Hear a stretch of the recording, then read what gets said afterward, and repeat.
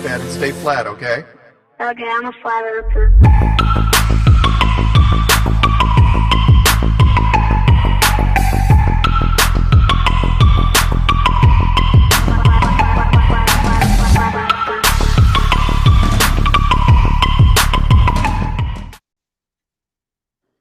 Hello again, everyone. Welcome back. If you're just joining us on the heels of the last, well, I can't really call it a debate. It was, if you saw Hip Hop Hippie's first appearance on the show and thought, well, it couldn't get any shorter than that, Hip Hop Hippie said, "Hold my beer," and it was a lot shorter than that. You can check out that video for why that happened if you'd like. But anyway, here we are again. We've got a full house.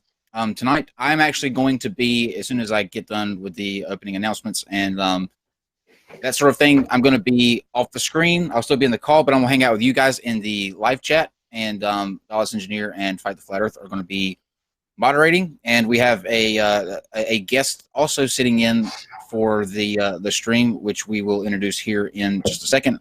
I want to get this super chat that I missed from the last one read out real quick. It says, "Thank you, Kyle, for standing up for millions of murdered people.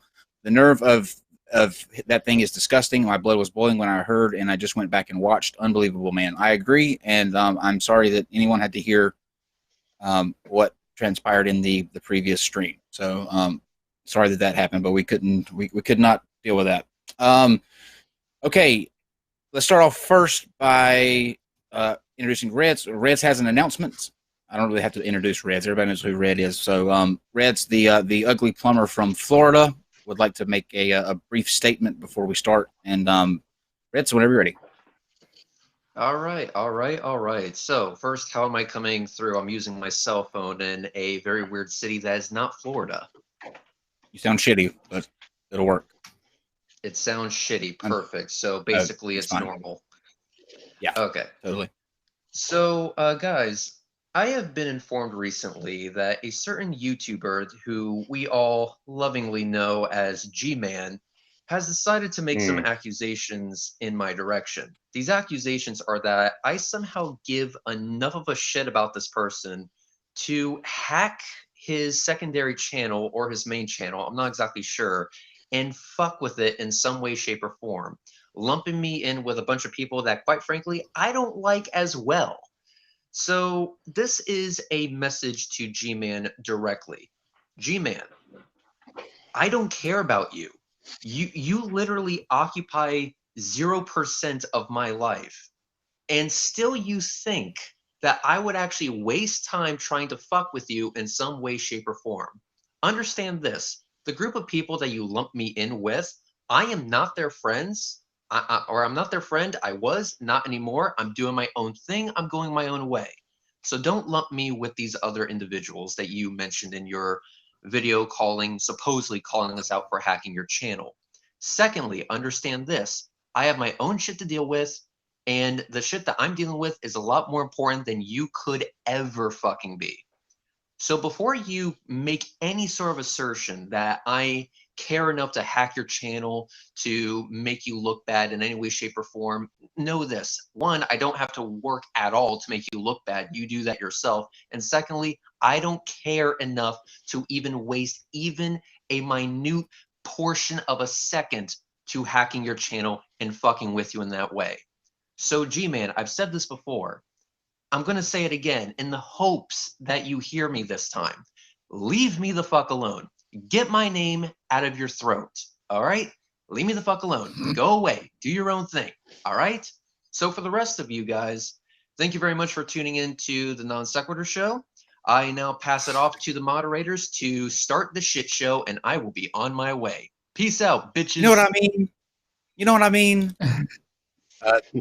Thank you, Reds. I'm about to dive out myself. I just wanted to say we will be doing that thing that I did last week tomorrow. However, I just got an email from YouTube, and apparently the whole situation was flagged, and it was put behind an age restriction wall. So I'm going to try tomorrow to be a little bit more careful with my what I talk about, but this got us, gang. This got us.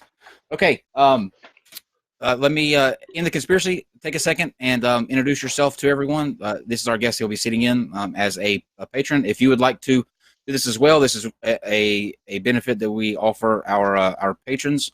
On a tier, you're able to sit in on a show of your choice, and in the conspiracy chose this Saturday night. So I'm going to let him introduce himself, and then GE and Fight the Flat Earth. You guys are in control, and I will be with you guys in the live chat. So, hi. Hi, I'm Jay from End the Conspiracy. I have a little YouTube channel. What I do is mainly as I go through and I check out conspiracy theories and try to show some truth involved. I also do a little satire. I've done videos on Godless Engineer and Fight the Flat Earth in the mindset of a conspiracy theorist.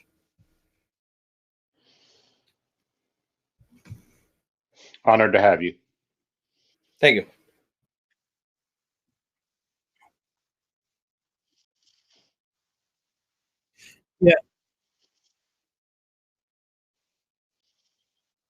Yeah, I appreciated mine as well. I enjoyed them. They were fun. I didn't bring him with me today, so you guys don't have to worry about him in getting involved. Dave, did you say I'm muted? I don't appear to be. I can hear you. All right. GE and Fight the Flat Earth, over to you. All right, well, heathens, I'm very appreciative that everybody was able to make it here tonight for this debate. We have Schrodinger's cat on the left and Mach Earth on the right. Mach Earth is arguing in favor of a flat Earth, while Schrodinger is telling him how it is. And so tonight, I think it's just a free-form discussion type of debate thing. So I don't know how you guys want to start out. Well, Craig, Fight Flat Earth, do you got anything to start us out with, or you want to say? Well, I know these two have been clamoring to get this debate done, and I've seen both of their presentations. So how do you guys want to work this? Do you just want to take it in turns to ask each other questions, or do you want to go through your entire presentation and have the other person debunk it? Yeah, I have a just maybe a couple of minute intro, and then maybe if he wanted to do an intro, introduce himself, and then my presentation is pretty short. I think I can get through it in 5 to 10 minutes. I'd rather just bang through it if I could. Yeah. Oh, why don't you just introduce yourself, then we'll let Mach Earth introduce himself, and then we'll get on with your presentations. Okay. Forgive me for not looking at the camera. I've got this written down.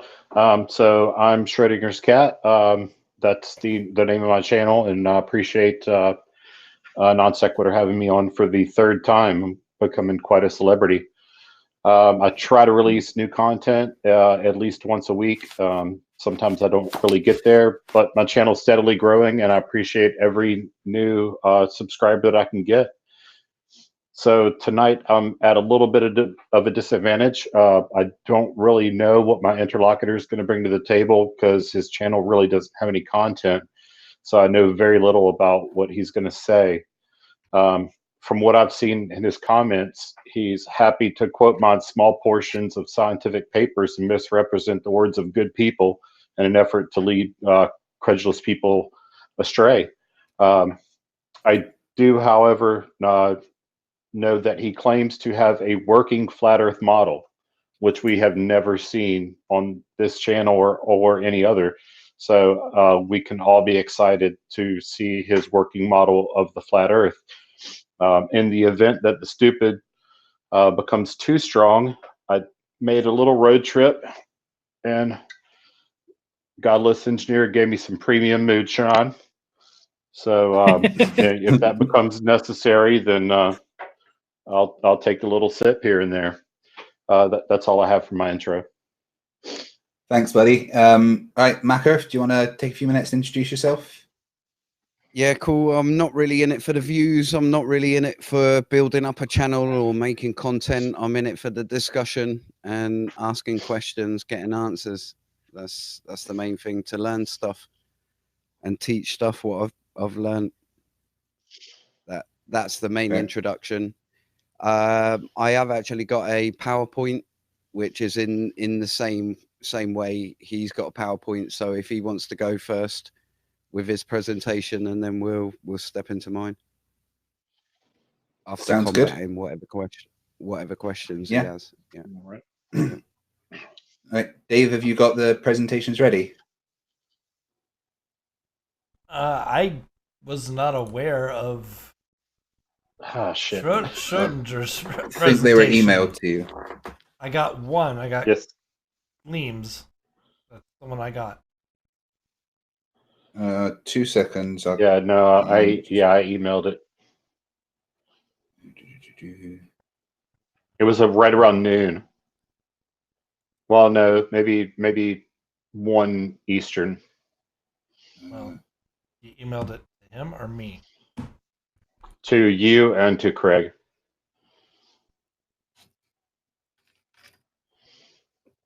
Let me just find. Is the wait. email.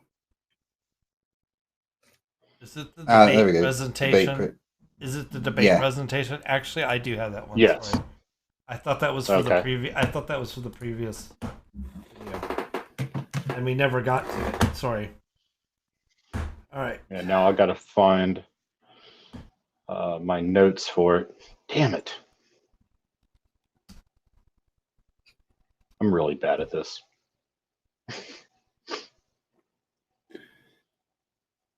Give me a couple seconds, or else I'll just wing it.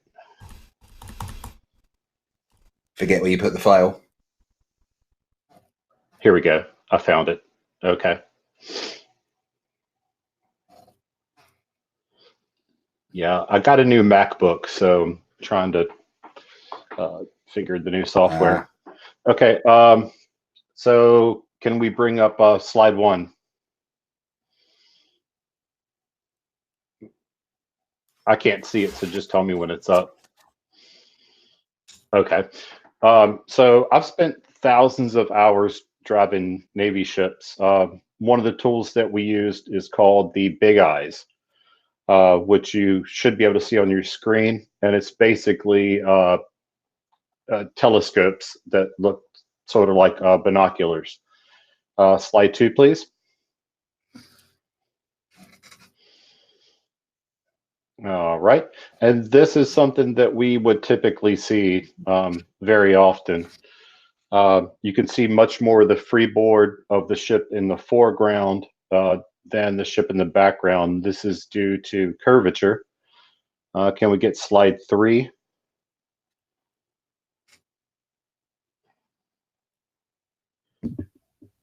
Okay. So an oncoming ship, this is what it would look like at night. So the white light that you see at the top, that's the mast headlight. And the red and green lights are the port and starboard running lights, respectively. It's very common to see the mast headlight first and then see the port and starboard running lights several nautical miles later as we approach. Can we get slide 4? All right. So another tool we use is GPS. It works in the middle of the ocean, hundreds of miles from land, and that requires satellites. Slide 5, please. So this, what you're seeing here is an Iridium satellite phone.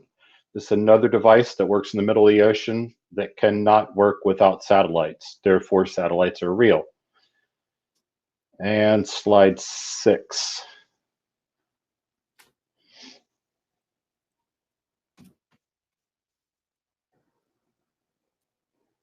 I'm sorry, did you say it was up?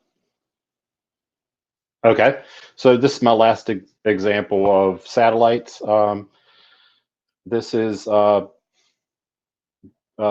the screen from my truck. This is satellite channel, XM radio, channel 34. I can listen to this and drive coast to coast without changing my channel. Again, impossible without satellites. And I do recommend channel 34 on XM radio. That's lithium, 90s grunge rock. All right. Slide 7, please.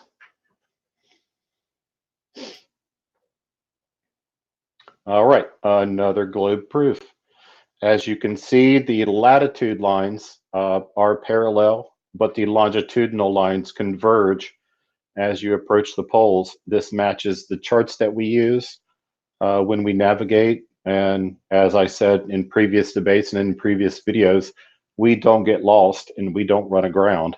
Our charts are accurate and longitudinal lines converge as you go north and south from the equator. Slide 8, please. All right, this is the Marine Corps Artillery Manual. I don't think anyone would disagree that the Marine Corps artillery and the U.S. military artillery in general is inaccurate. We do a pretty good job of turning live people into dead people when necessary. So let's see what the manual says about Earth rotation. Slide 9, please.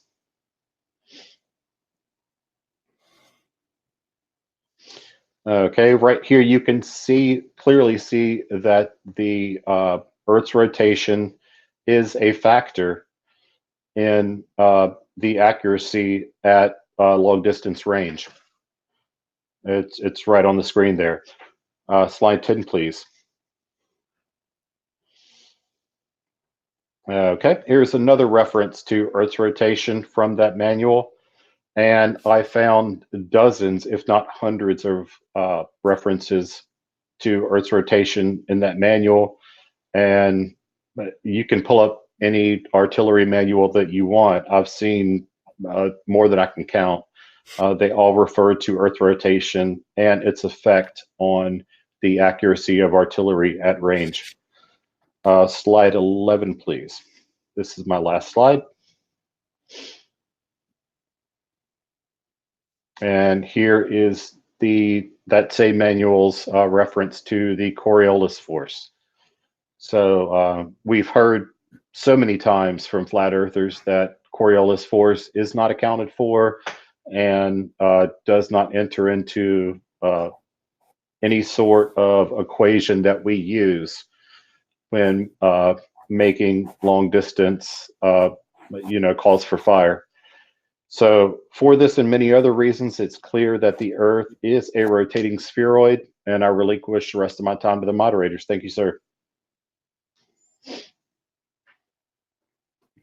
Okay, thanks for that. Now, I suppose we should just get Gleem to. Should I call you Gleem or Mach Earth? Sorry. Yeah, just say Gleem. Just say Gleem. Cool. Yeah. All right, no worries. Mach Earth's just a next channel. Yeah.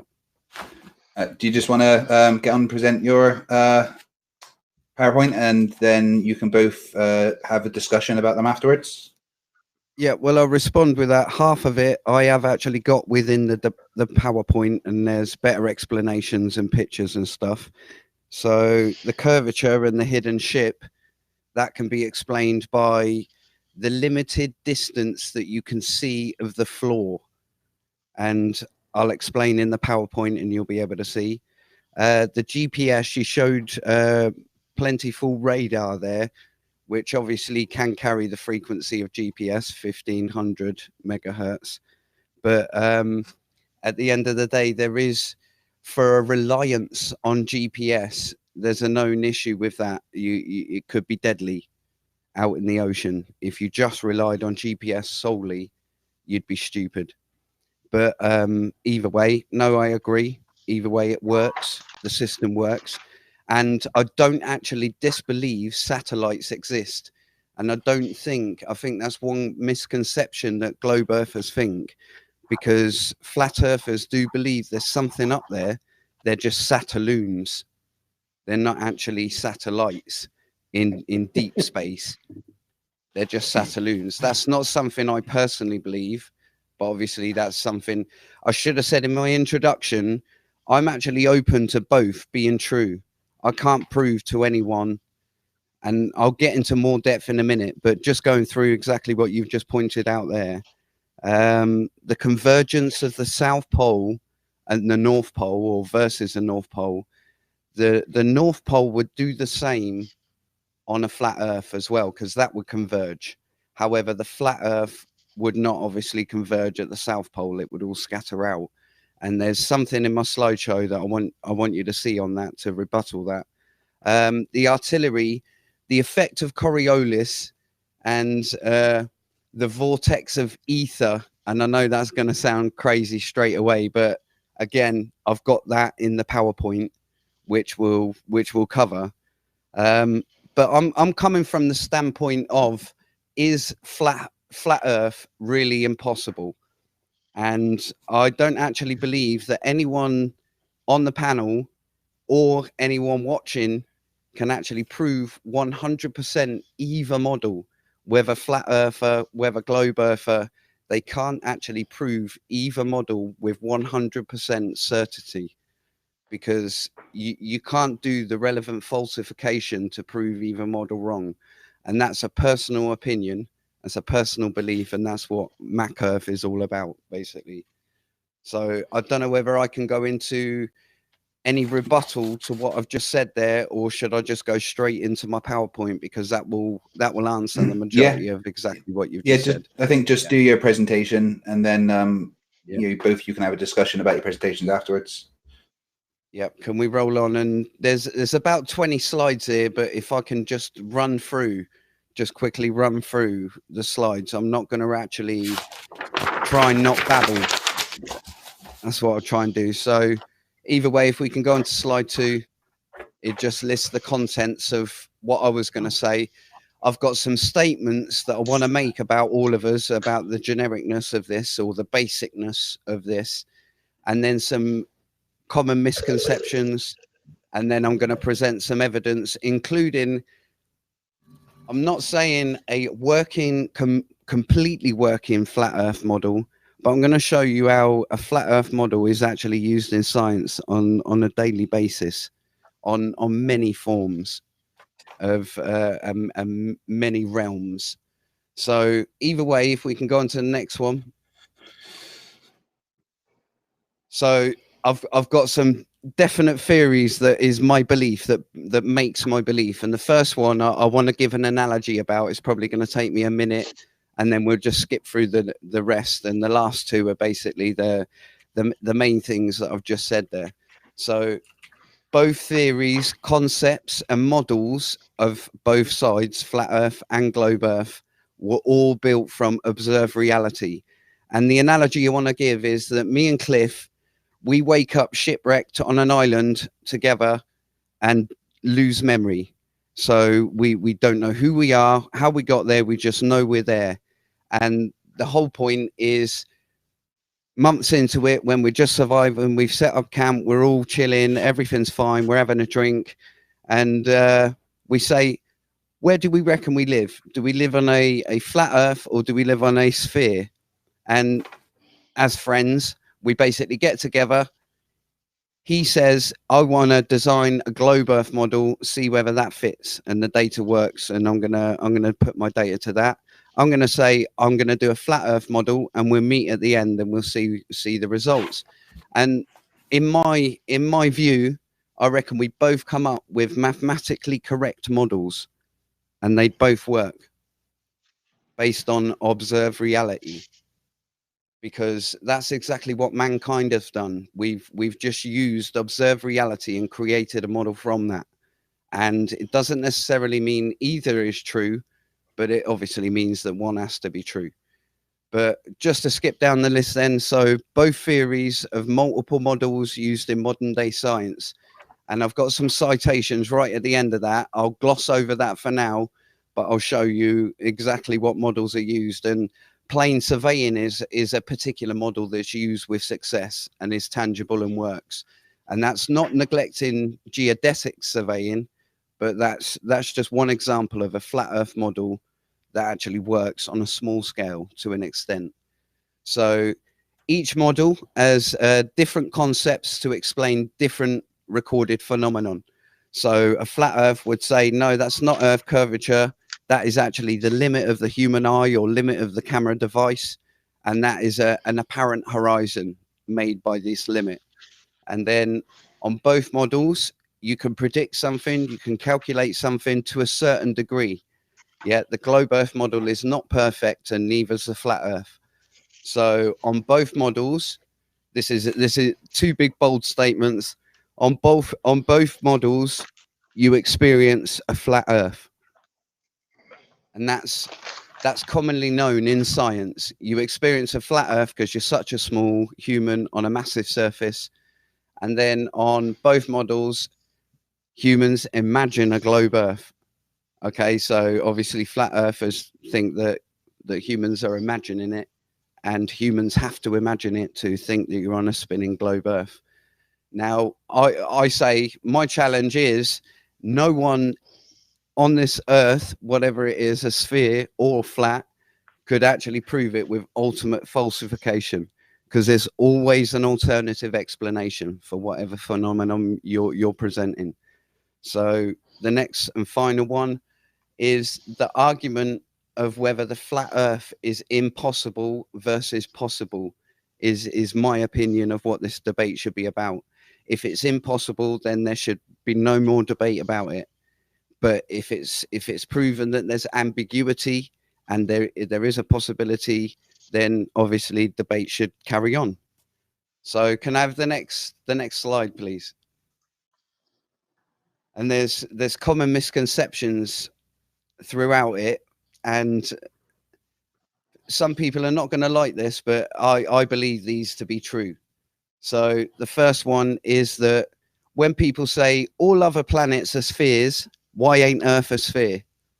And then in my eyes, well, Earth is different because there's trillions of forms of life on Earth. So that is a complete difference to all them other spheres. So what's to say, if you turn it relatively, what's to say spheres can't harbor life? Only flat Earths can harbor life. I've never seen no one tackle that actual point of view. So next one, why can't you see over to the other side of the flat Earth? And that's because of your human eyes, your limits, your optical aid limits, and obviously the atmospheric conditions. How can the sun and the bottoms of buildings and the ship, as you just said in your first one, be hidden? And that's due to this exact same thing. You've got a limit of how far you can see on the surface, as well as a limit that you can see in the sky, and they're two different limits. And we'll get to that with a little Photoshop that I've done. So how many millions would have to be in on a conspiracy to hide the flat Earth? And I say none. It doesn't actually have to be a conspiracy. It can just be a basic human mistake where a flat Earth would present itself as a globe Earth and calculate as a globe Earth as well as a flat Earth. And that sounds weird, but in my eyes, possible. So the flat Earth doesn't have a working model. This is one thing that a lot of people have a misconception about. And the globe Earth model does have a working model. And the reality is that flat Earth is used in daily science, whether it be satellites, whether it would be in the air, as in Air Force would use a flat Earth for approximation. And I fully understand that doesn't prove a flat Earth. And that's why I'm a Mach Earther, not a flat Earther. But at the end of the day, it's used because it's easier and it produces tangible results. It's even used in seismology. It's used on the ground for surveying. It's used in all forms of science. So it's actually helped advance it because it's made it quicker. The calculations weren't as long as your arm. So either way, it can predict. And then on the opposite end of the spectrum, the globe Earth model, all the classical physics of Newton, Kepler, all actually fail on long distances as well as small distances. So without invoking magical virtual particles, dark matter, dark energy, none of it actually works. You've had to come up with new theories to patch it up, and you can't actually explain 95% of the whole universe. So another misconception is ether was removed from science and they didn't detect it in the Michelson-Morley experiment. So in my view, And in the original paper, ether has been detected in all experiments, and it was never removed from science. It was just Einstein renamed it to space-time as a geometry. So final one, the universe can't be small and local because we see for billions of light years out there. And it's not that our eyes go out and grab that light, it's the light arrives to our eyes after traveling that distance. So, and that's depending on models. So it can be smaller depending on the flat Earth model. So have you any objections to any of them that I've already just said there? And we can go into more depth on the ones that you disagree with. Give me just a second to finish writing. Okay. Oh God, there's so much. I don't even. Okay. Sorry. The plane state coordinate system. Okay, this is gisgeography.com. The plane state coordinate system. The plane state coordinate system uses a secant case of transverse Mercator projection. It cuts through the spheroid along two small circles at a specific distance from a certain meridian. So I think we can dispense with that. Let me mark that out on here. State coordinate system, we're done with that.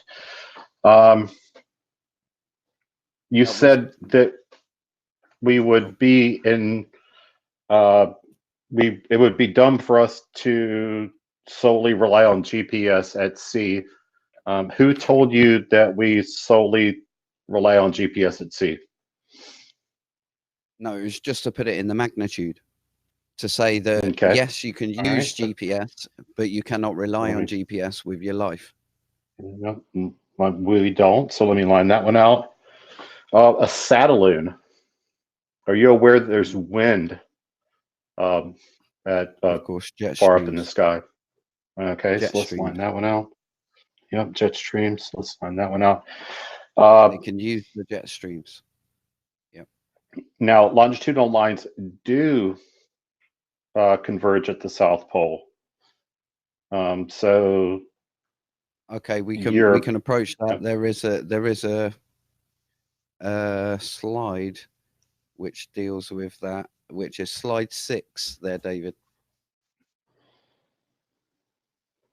I'm happy to look at that real fast if you want. I'm pretty sure that's going to be a blast. The fuck is that? Okay. So it's just two sets of maps, two most common ones, Google Earth, who obviously uses NASA and an amalgamation of many maps, as well as their own, and NASA's own. And if you can see top left, sorry, was you going to say something? I'm just wondering if you know what a map is. Like, where's I understand. Where's the distance scale? Where's the legend at the bottom? Where what could anybody possibly do with that thing that you're calling a map? This is mapping of the Earth. No, it's not. Obviously, you've heard Google Earth of being a map and a model of the spherical Earth, or is that completely not what it is? Now, would you use that to navigate in any fashion or form? I'm sure there are navigation tools and apps on your phone that do use that. Yeah, but one, they provide not the world view, not the NASA world view one, but Google's service. Yes. Can you show me longitudinal lines on that picture that you brought up? And can you show me them and not converging at the pole? No, this is the point. We're stepping ahead a second. Okay, the thing is, there is a whole Antarctica there. The flat Earth argument is it's around the edge. Okay, so the mapping of Earth or Antarctica. Getting into the moonshine. Well, the whole point is the most important part is the South Pole. Okay, so Where are at the the end of the longitudinal world, lines? there are longitudinal lines on Google Earth maps. Come on, there's Do they it converge has, at the pole? of course they do, because the All model right, is so we can designed line to that do one so. out. You Lining that you out. have are you completely hand wave dismissing the actual point that you can see on the screen? What am I supposed to be looking at on this screen? Is that the mapping of it does not fit. The Can you mapping of it elaborate? needs to be stretched. Yes, the mapping of it needs to be stretched and skewed. Yes, when you So take a 3D, when you take this thing and you make a 2D thing out of it, you have to stretch or skew it. So you're not telling me anything I don't know. So we lined No, that one out. there Okay. is a direct point in Antarctica. And you see in the NASA worldview shows you how the satellites go over, but then miss it for 3 months of the year. But you can cross that I one don't out even if know you what wish. that means. That satellites miss it. What's the it that it misses? You just saw the picture. The middle bottom picture was with Antarctica missing and it all jagged. You see? Bottom middle. So how does that happen on a globe? Because the satellite didn't go over that part. Does it stop or carry on? What stop or carry? What? You have a look on the left how the strips are made. That's easy to comprehend how the strips are made. What satellite are we talking about? Do you know that there's more than one satellite? Well, NASA worldview is the NASA worldview is an amalgamation of all their satellites. No, it's an is. amalgamation of several of their satellites, but not all of their satellites. They don't just put satellites up there to make pretty pictures. You can add layers of each individual satellite. It's an amalgamation, and it's their daily view. It's daily. It's happening minute by minute. You can go there now, and you'll see half of it filled in. Yes. So okay. The point I'm making is they're going down in the strip. If you can imagine it coming down from right to left. Okay. It goes to the Antarctica. What happens? Do they switch it off? Do they not carry on? If not, why not? Does it make sense to you that perhaps for economic sake, they don't take pictures of the least inhabited place in the known world? No, that could doesn't that make possibly sense. be true? Not then when I can't help you further on this point. Not when in the recent 5 years there's been a massive glacier snap off of it. You would have thought that they would like to keep an eye on it. But do you think way, perhaps there's other satellites that are looking at it? Maybe. Or now, are these the only satellites? If I could just interrupt a sec, I feel like I need to bring it back on topic a little bit. I don't feel, Gleem, like you addressed his points of the actual longitudinal lines at all. So this is what I'm saying. The longitudinal lines are on the model of a Google Earth. Do we agree there? At that point, you can click them on, and they converge at the poles. And they converge at the poles as the model should do. Yes. If it was a flat and they Earth, converge on our nautical charts that we use to navigate. Yes. If it was a flat Earth, there would be ambiguity at the South Pole. Thank you. I think we're done here. But this is what I'm saying. There is ambiguity. I've just shown you it. Missing. No. Why would it be missing? Okay, They're just going, let's save batteries. I think I need to clarify a point here again. Right. What Cliff is saying is that the navigational charts that are actually used to navigate have all that data on, including a little bit that's probably missing on the picture, with the longitudinal and latitude lines that converge at the South Pole. Yet he doesn't crash his ship when he is basing his calculations on distance on the model that we accept. And if the Earth was if the Earth was flat, then the charts that he uses would be inaccurate, and he would crash his ship all the time. They'd be wildly inaccurate in the southern hemisphere. For 6 months of the year, Antarctica is the same size as 1.5 times Europe. It's massive. So you're not going to be able to even get down to the bit where it converges for a ship. It would converge. That doesn't actually. Sorry, I just feel like the actual point is being skipped around.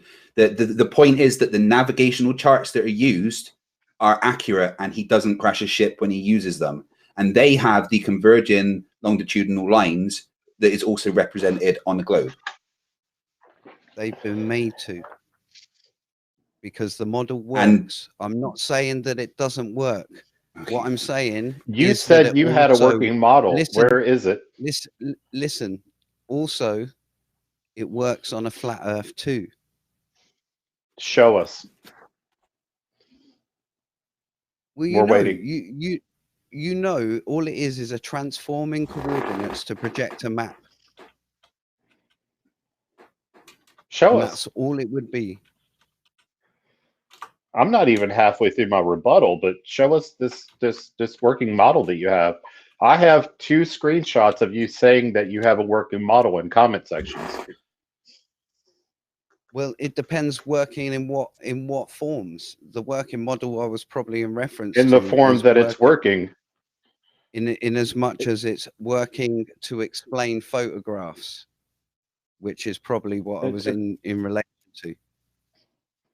Craig, if I'm selling you a car and you ask me if it's working, and I ask you, in what sense do you mean working? Would you buy the car? I'd go somewhere else and buy a car from someone who knew what they were talking about. Thank you. Yeah, but then you're specifying a car, which is a specific thing to do a specific thing. Now, yeah, like a model. Yeah, what do you want the model of? I can give you a model of flat Earth universe and explain 6%. That would be 1% more than what the globe Earth can explain. For Christ's sake. I want a model of a flat Earth for which I can navigate my ship up the Elizabeth River and into the Atlantic Ocean. Can you provide one? You can use a map for that.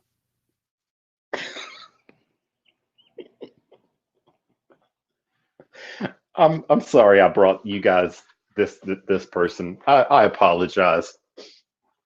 He didn't say that dragons made the continent, so at least I'm not that bad. Either way, if you expect me to have a map and have mapped the Earth, then that's silly. That's silly when maps can be projected. Maps can be projected. You understand this point. Dave, can you look up to, I only have a few more slides there. Can you find the one where he says that he has a working model? We'll see in what context, because it will probably be. I mean, with respect, Gleem, again, in my capacity as a moderator, I think we need to clarify the term of what a model is. A model is a mathematical representation that accurately predicts reality, and I think Cliff is asking you to give him an accurate reflection of reality that is a flat Earth, because he can present you with a globe and a map on the globe that accurately reflects reality and can make predictions. So can you give him the same thing? Is this comment ambiguous at all? Pretty sure it's pretty clear. I'm sure it's to do with exactly what I was just talking about there, which is, yeah, if you can if you can bring up slide, let's cut straight to the chase, which is the model. If you go into slide 14, please, David.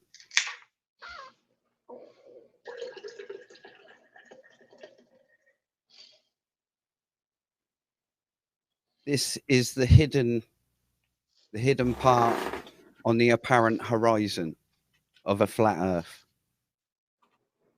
So that is the concept for the model on making observations over sea or over land. I, And the map, what? if you can understand the actual datum points that have been laid for those latitude and longitude lines, those have been laid based on reality. And I said right back at the beginning of this that both models are built off the same reality, the same Where measurement. are latitude and longitude lines on yeah. this picture? Sorry, yeah, I need to. I'm only doing this as a moderator because the actual point keeps being missed. You made the positive claim, Gleem, what do you that there are want? converging lines of longitude on a flat Earth, but that would not be the. Are you guys well, I just seriously? want. Have you not seen? Let me just clarify. You made not a seen an positive azimuthal claim that. equidistant map. Wait. Yeah, just let me speak, please. I'm not here, and I need to clarify this because the point keeps getting skipped around. You made the positive claim that there is converging lines of longitude at the South Pole on a flat Earth model. Can you demonstrate that fact? No, it's diverging. It's converging on a globe. Yeah, and in reality, and with nautical navigation charts. Yeah, but all it is a switch of coordinates. That's exactly the difference between a spherical map and a flat No, Earth it's map, really not. equidistant. That right. I'm sorry, but you are missing the point that Cliff is bringing up. The point that Cliff is bringing up is that if you had that map on a flat Earth with the diverging lines of longitude, and you tried to follow navigational charts based on that, you would crash your ship. You cannot have the converging and diverging and it be the same thing. That's what Cliff's point is. You made the positive claim that the convergence of longitudinal lines at the South Pole is exactly the same on a flat Earth. Now, really, to move this debate forward, you need to provide positive proof of that claim, please. It's an azimuthal equidistant projection. Just saying what the map is doesn't explain what we are.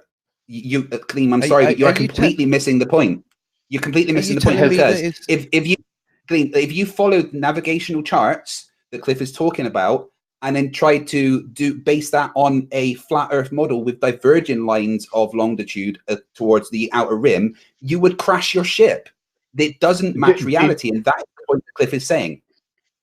Do you think, Gleem, that there is some ship captain out there using an AE map for navigation? Anywhere, any captain, he would be mad. They would be using a flat projected screen with the coordinates projected onto a flat screen. And what would the longitudinal lines do south of the equator as you travel south? They would be getting Cartesian coordinates and adjusting itself to the model, whatever one you would they choose, be converging or diverging? Of course, they will be converging. Yes, thank you, sir. All right, move on the point because you don't understand the difference between a spherical model and map versus a flat Earth model and map. Yeah, you don't understand that.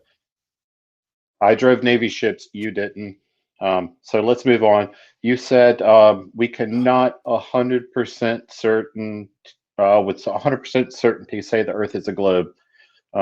Who said that we needed to? I am maximally certain. I am as certain that the Earth is a globe as I am that GE is not on camera right now. Damn it, GE. Came back on camera. So we can mark that one out. the number of people that would have to be in on the conspiracy.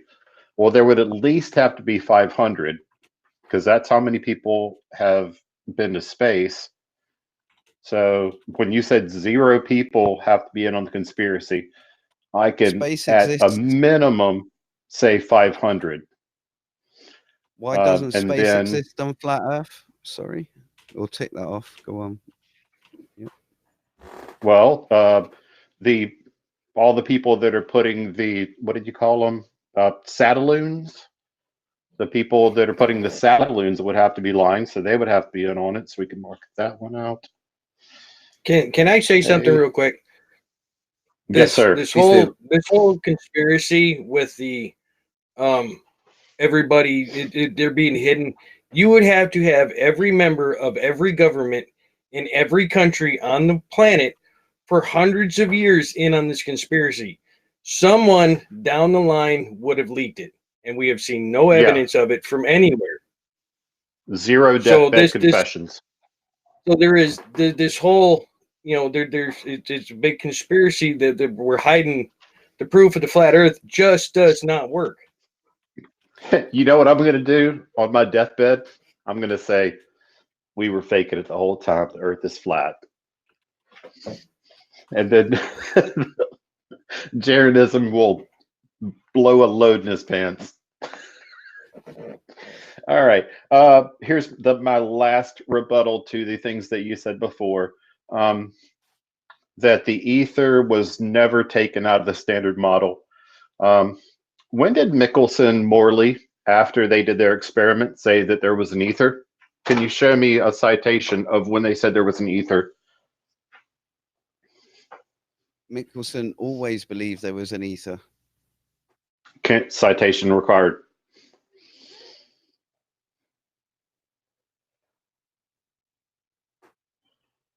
On slide, give me 2 seconds.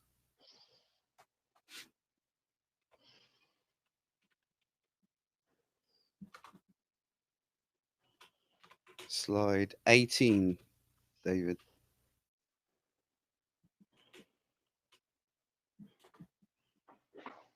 That's too blurry to read. Yeah.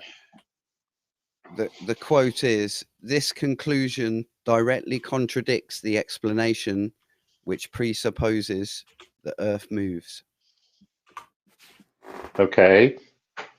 And that was in the American Journal of Science. So they still thought the ether existed. It was just in a different form. No one by then. I mean, you had Albert Einstein. Sorry, you had Albert Einstein in 1920 doing a lecture in the University of Leiden saying that according to relativity, space without ether is unthinkable. So if it was deleted and removed in 1889, then why is he doing that? Why is he saying that? Because he was saying that that was unthinkable at that time. And then they came up with better science. Michelson Morley was succeeded by Michelson Gale that also proved that there was no ether. So they did what all science does when a proposition is disproven. They do more tests and come up with better results. So why is the Einstein ether theory used in modern day science, 2019? Citation required. You can look up Einstein ether. It's hyphenated in between. Let me see if I've got one here. I'm sure I have, which is on slide 17. It's the very top paper. 2004, and then if you look halfway down, more than halfway, 3/4 of the way down, if you would be so go ahead, please. Yeah, it says cosmologically viable generalized Einstein ether theories, and gravitational waveforms, polarizations, response functions, and energy losses of triple systems in Einstein ether theory. And the concept Can you provide the context? identical. It's exactly identical. You're saying that they are using relativity, but bringing back the substance of an ether to fill the background as a replacement of dark matter, dark energy. They're retesting old theories. So you're talking about this Mach principle, I suppose. No, that's slightly different. That's the fundamental core of relativity. So are you saying that Einstein did not oppose the idea of dark matter? No, Einstein ether theories were not created by Einstein. They were created later in Okay, so then how are they Einstein ether theories if Einstein didn't come up with them? Because modern day science are looking for alternative theories, because 95% of the universe is dark stuff that they don't know anything about. Okay, could I come up with a theory today and call it the Newton the pixie dust theory, and then attribute it to Newton? There is such thing. It's called MOND, which is modified Newtonian dynamics, and that was the response. I'm aware of MOND. So could I attribute that to Galileo and say that Galileo came up with MOND? You can do as you please. Whether science accepts that, whether you get a peer-reviewed publication. Okay, you're telling me that Newton or that Einstein believed there was an ether. You're showing me a citation and then telling me that it came after Einstein. Einstein believed in space-time. Space-time is the same mathematics as ether. That's what I'm telling you. Yeah. For Christ's sake, Jesus. I don't even know where to... Let me tell you the back history. It's in... Please, it'll be very entertaining. If you go to Ether 1, which is slide number 9. GE, thanks. Thank you. Thank you. That road trip was worth it.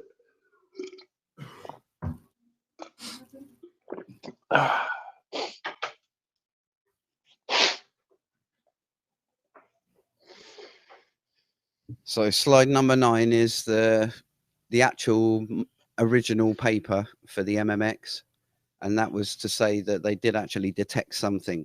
It didn't get rid of it, and a table there showing that there's a positive detection of something in the background. And then if you go to number 10, please, David. For Christ's sake. So it was Lorentz who actually introduced length contraction and time dilation, and that was his effort to save the ether. And no, it wasn't. Holy fuck! Do you even read these papers? Yeah, you can go to the history of. You can go to the history of special relativity, and it describes it exactly as I'm explaining it. Can you explain to me what an error bar is? Error bar. An error bar. No, I can't. Error bar. No. Error. An error bar. Yes. ERROR bar. Yes. It's an amount of deviation due to background noise. I know exactly what route you're taking that. Okay, so that's what that was. They detected a small amount of deviation, and that was attributed to the error bar. As they repeated the experiment in future years with better equipment, the error bar became smaller.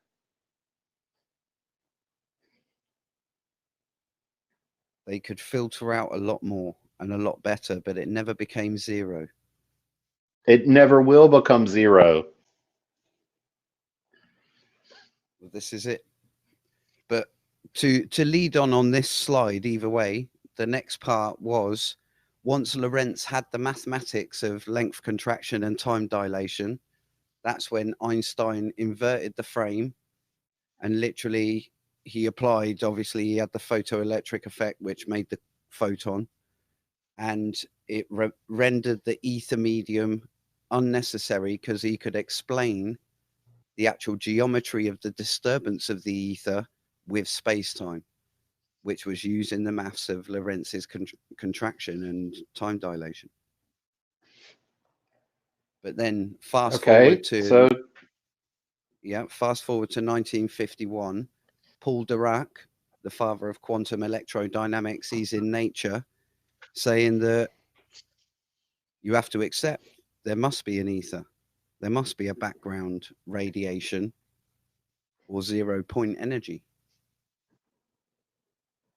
Okay, so a guy that I haven't heard of said something. Paul Dirac. So, yeah, I haven't heard of him. How did we get so far from flat Earth so fast? This isn't far from flat Earth. This is to do with ether. This is to what do does with ether have to do with flat Earth? Ether was one of the primary evidences of a non-rotating Earth. What does rotation have to do with a circle or a sphere? No, it's the difference between stationary and non-stationary. Okay.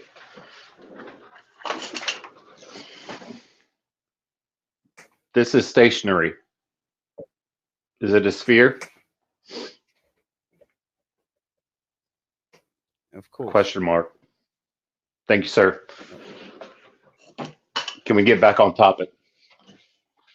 Is this the level? Okay. So I've got a level in here too. I can get a level. Yep. That is the true level then. Okay. So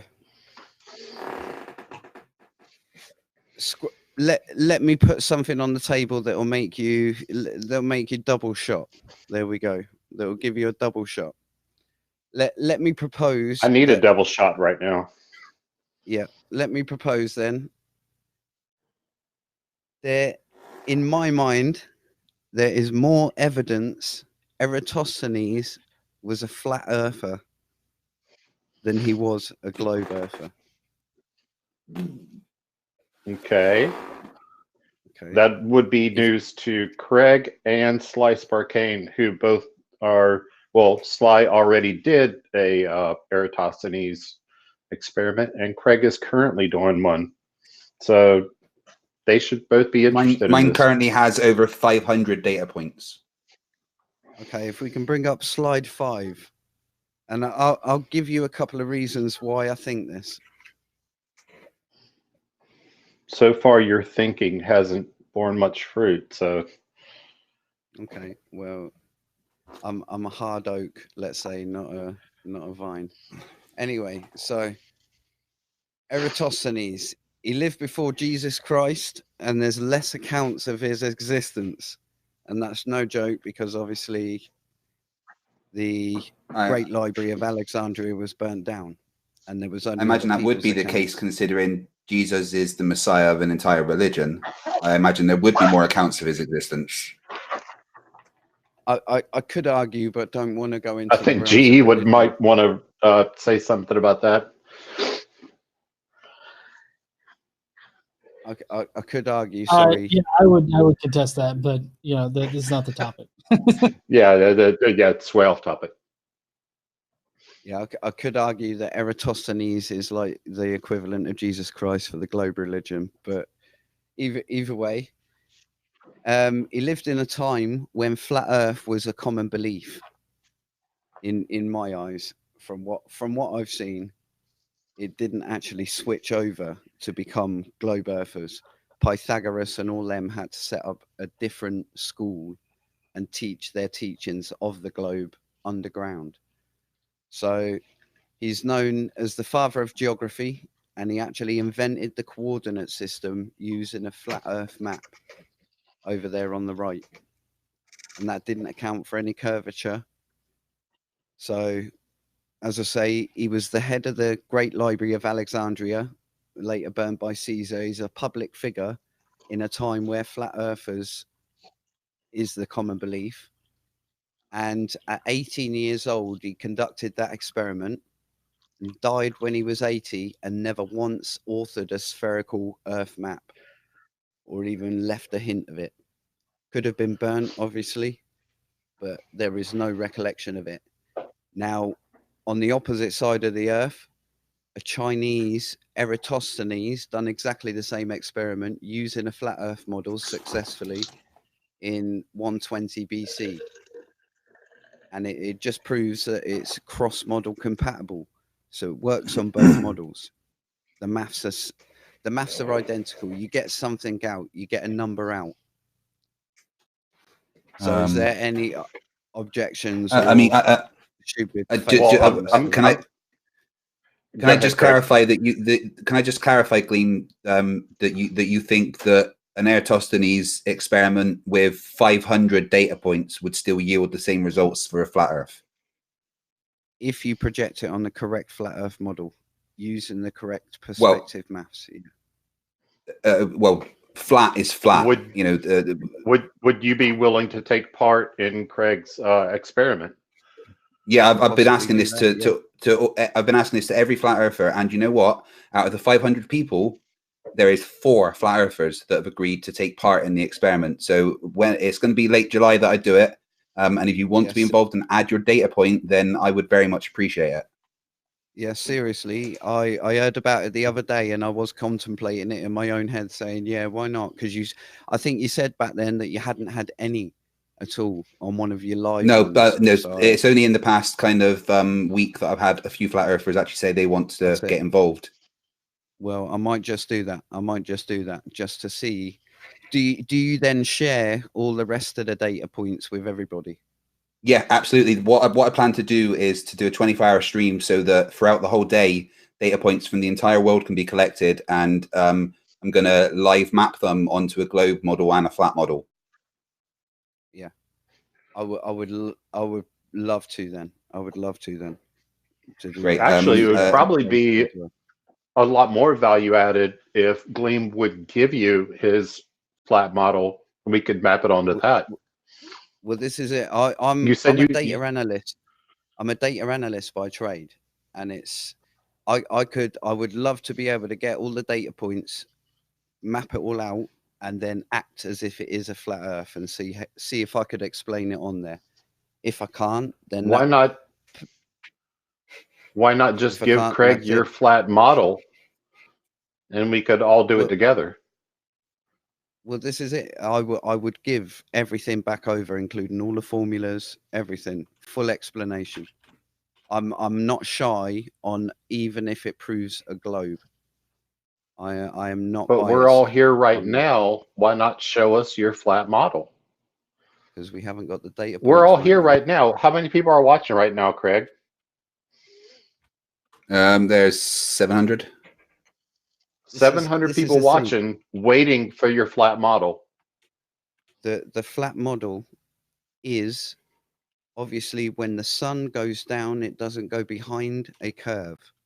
It goes down because it's going away from you. That's simple. And then that's not a model. Limit. That is a model. That's how you calculate these observations of shadows. You can see the maths in that Eratosthenes thing there. You've got the height which works for and the tangent from that. Okay, can I ask a question real quick? Yeah, please. Okay, so you say that the sun appears to get smaller and go underneath the Earth. No, I mean, why don't we see that anywhere else? Also, why doesn't the sun's angular size change at all? Yeah, I don't. It doesn't actually change. That's the thing. If you put my slide back up, which is Well, no, hold on there, Mach. You said that it You- seems to go like beyond the horizon because it's getting smaller, but yet it doesn't change No. size. no, not because it's getting smaller. I'll show you. If you bring up slide 14, because you've got to understand there's 3,000 miles, let's say, on the flat Earth model upwards at zenith. That's a lot more distance than you can see across the Earth. Okay, so you see how are we in agreement that everybody sees an apparent rise in the floor in front of them? Is that correct No. or incorrect? How so? Cliff, Are you I think he talking- means. I think he means in relation to perspective lines converging in the distance. The floor would rise train up tracks. to the middle, and the ceiling would go down to the middle. You Oh, know, like when if you're you're looking on a at long things, hallway, yeah, Exactly. yeah. and So not the the floor horizon would eye appear to rise level. up. No, Yeah, not that. yeah. No. The horizon. Yeah, that's the horizon rising to eye level's nonsense. Yeah. Let's But you just do say agree with. So I just want to clarify for you, Gleem. Oh yeah, yeah, you do yeah, agree. yeah, You yeah. do agree, What- Cliff, that the floor would apparently rise to the middle, and the ceiling would apparently drop to the middle in a long corridor, right? Yeah, with Okay. with the hallway. Yeah, yes. All right. Sorry, Gleem. I just wanted to get that clarified for you, so everyone's on the same page. Yeah, I don't want to So straw then- man you. yeah, no, another clarity is, do the eyes have a limit of how far they can see in the distance? No, No. no, no. How so? Because we Yeah. can see stars that are light years away, like hundreds of light years away. It depends was on their one of my- brightness, their size. There's multiple factors. That was one of my common misconceptions there. Your eyes don't reach out to get that light. That light comes to your eye. And a human eye Yeah. has got visual acuity of 0.02 degrees, which is a limit. What do you And that's mean why your we- eyes reaching out? They don't reach out. What to does that get the even light. mean? The Of light course they travels don't. But you're acting as if we see light so far, so distant. It's not. That light comes to your eye. It's taken that long to get to your eye based on your model. Do you understand that? No. Yeah, that's it's like You're- saying in the morning the sun comes up, and then acting as if I don't understand that in the morning the sun comes up. Like what the Yeah. what Well, what's the whole that? thing. Right. So are you both in agreement that light travels and you see the light that has traveled? Yes. Yeah, this So- isn't So I just want to Anthony see if Riley you- saying light doesn't travel. Yeah. Do It you enters both your agree eye. that if I stood a mile away with a torch, that you would see the light that has come from the torch and traveled a mile? Yeah. Yeah, but I'd call it a Do you flashlight. do you just both saying. agree with that? Yes. Yes, a mile away. Yes. Right. But there will okay. come a point. So If we are both 6 feet, there will come a point which is approximately around 3.25 miles. There will come a point where both of our eyes will not be able to resolve each other without any curve on a flat surface. Based can on Right, see but a what if we're photon twice that- as right? What if we're 2 times as big and 2 times as bright? Would we still not be able to see each other at that distance? you would be able to see each other if you were 2 times as big. It's to do Thank with you, the sir. actual Rayleigh scattering. It's exactly that. okay. That is the limit of your eye. There is a limit of how much you can see of the floor. Well, Rayleigh scattering really only happens in the atmosphere. Yeah, no, It- it's not to do with that. Correct me if It's I'm to wrong, do- Craig. Rayleigh scattering does not happen in the vacuum of space, Am I right? Yeah. Yeah, Raleigh scattering happens in the upper atmosphere when sunlight, hits the atmosphere. Right. It's what causes the But scattering. not in the vacuum of space. I don't think Rayleigh Right. scattering happens there. Right, Gleem, can I ask you a question here? Okay, so say you had a camera that could measure a certain amount of pixels, okay? And when you are 5 miles away, 1 pixel is 1 foot, okay? If you had a light source that was less than 1 foot in diameter, could the camera still see that light? As long as it occupied more than more than, let's say, half the full pixel. Yes. No, that's wrong. You would still see the light no matter how big the actual thing is. Sean Hufford actually did a very good video called "The Power of E" that explains this very well, as where him and Red took a drone, flew it out a certain distance, and then calculated the the actual diameter that 1 pixel of the camera would be able to see, and the laser pointer was way less than that. Yet the camera could still see the light from the laser, even though the laser emitter was far too small in angular resolution for the camera to make out. Unknown. I can't explain that. But at the end of the day, it was more when you're talking aperture. So when you increase your zoom and you zoom in, you are zooming in on a particular, you bring into view a smaller section of the whole section, exactly like the videos that you've seen where they're at the beach, clear horizon, zoom in, a boat appears. It's exactly the same as that, where to go from one to the other, you need to modify that and zoom in. Our eyes only have one set zoom, or within a specific range, tiny frequency range.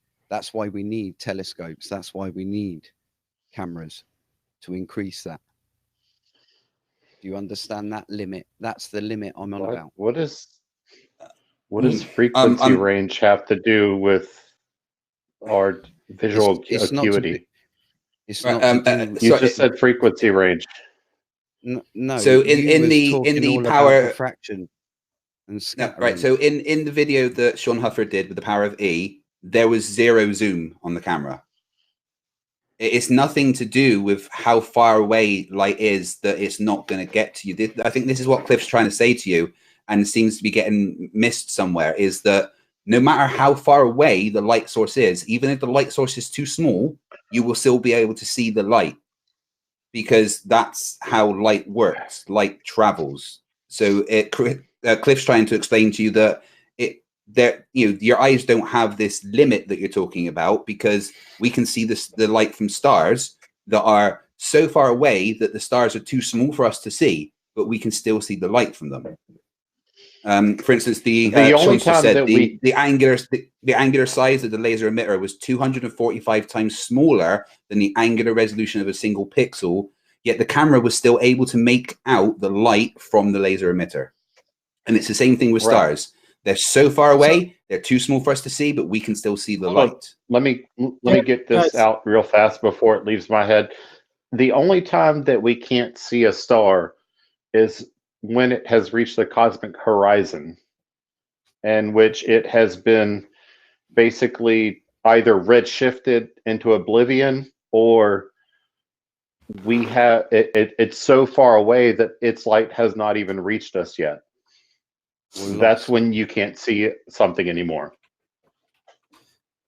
Yeah. So, sorry, G. Hold on. No, that's fine.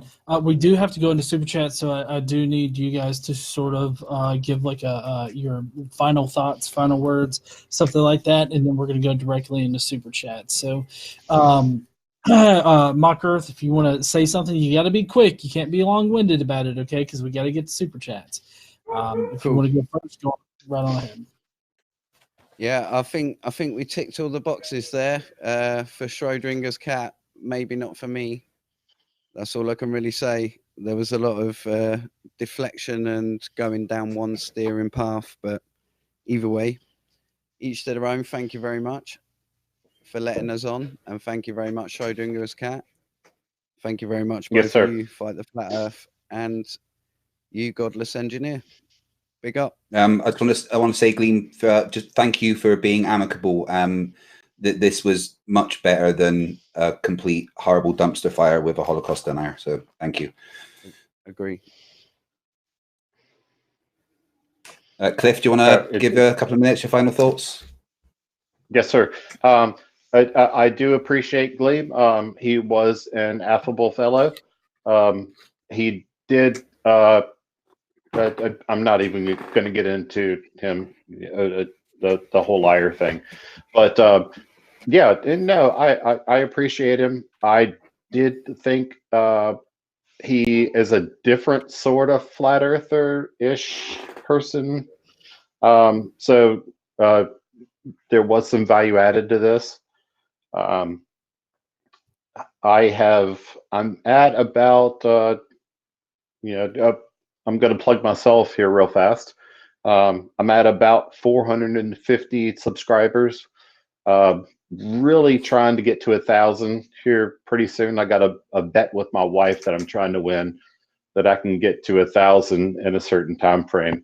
So I'm putting content out when I can.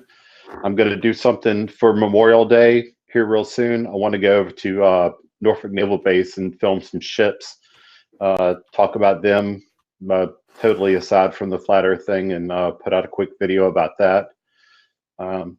So any subscriber I get, I appreciate. And thank you, Craig and GE, for hosting me again.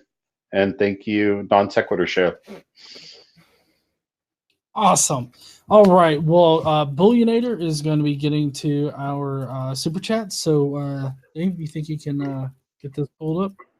Sure. Before I read those, though, I do want to say thank you to End the Conspiracy for being a patron and enjoying his perk for being here and chiming in. Thank you. We appreciate that. Thank you. I enjoyed it. No problem. So super chat. Robert Leger III. Thank you, Kyle, for standing up for millions of murdered people. The nerve of that thing is disgusting. My blood was boiling when Indeed. I heard, and I just went back and watched. Unbelievable. Chris Cool says, if our sight is limited, how far can we see above? Tatted Philosophy says, U.S. carriers use GPS to navigate. IC3 here. Hello, IC3. Navy guys. Yes, Navy guys. Wesley Smith, how come not one flat Earth map or pic ever been leaked through to humanity? Just on that, I bank impossible. Okay. Bombay says, to piggyback on Chris Cruel's question, how come we can zoom in on the whole moon that's 3,000 miles away, but not a ship that's 100 miles away? Question. Brilliant says, mathematically, show the orbit of the sun on a flat Earth that comports to both season and daylight hours. That's a good challenge there. Vyasa says, flat Earth model works in the small scale is absolutely bollock. Earth is large. Once curve becomes apparent, it starts falling apart.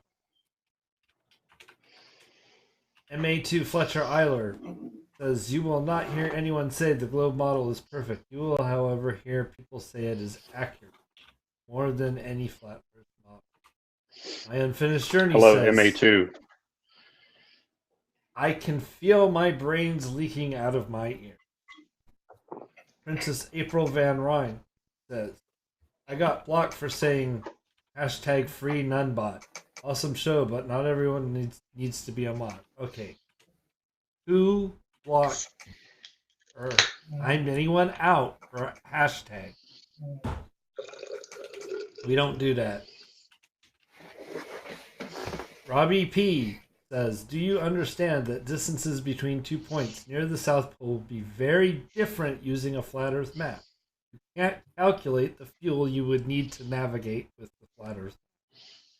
Very true. It's not just that it's It's not just that she would crash the ship. Distances would be farther. This wouldn't work. The Athens 619 says his argument is, in my opinion, which is not an argument.